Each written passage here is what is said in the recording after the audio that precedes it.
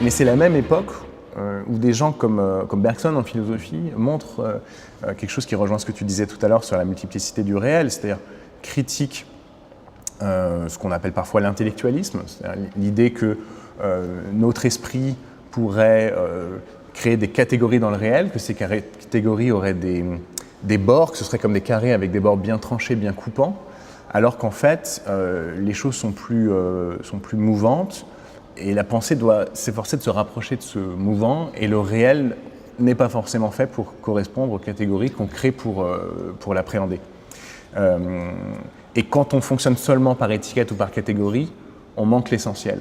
Alors ça vaut pour des choses assez intellectuelles, mais ça peut valoir aussi pour des choses très quotidiennes. Moi, c'est un exemple que je prends souvent à cet égard. Je crois qu'il est pris aussi par Edgar Morin, qui est quelqu'un qui a aussi voulu développer la pensée complexe et donc qui a à voir avec les affaires qu'on discute ici. C'est celui de l'amour, tout simplement. On peut savoir où, quand on est dans le noyau dur de l'amour, on le sait. Et on va nommer ça amour et on le dit avec un certain degré de certitude. Mais quand on s'en éloigne, ça n'est pas un carré dont brusquement on sortirait en tombant dans un non-amour. Il y a évidemment des degrés et on est soi-même mouvant, on gravite autour de ce pôle comme un électron graviterait autour de son noyau, en s'en éloignant, en s'en rapprochant.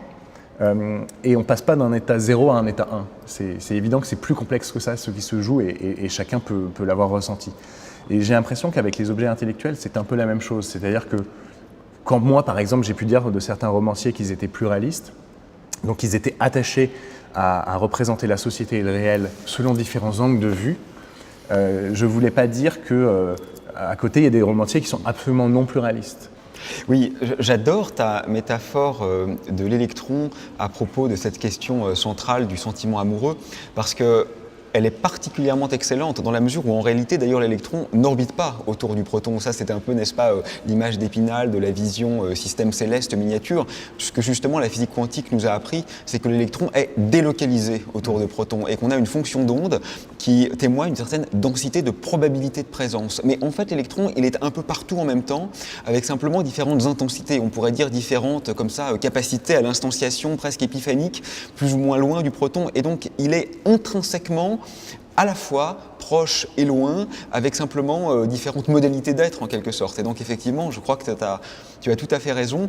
Et c'est vrai que oui, ça ne se résume pas simplement aux 3 choix Facebook, quoi, où on est libre en couple, ou c'est compliqué, si je me souviens bien. Déjà, c'est déjà pas mal qu'ils aient mis c'est compliqué. Ça aurait pu être pire. Mais enfin, ou alors il faudrait tous qu'on coche c'est compliqué finalement. Ça serait ça l'acte de résistance.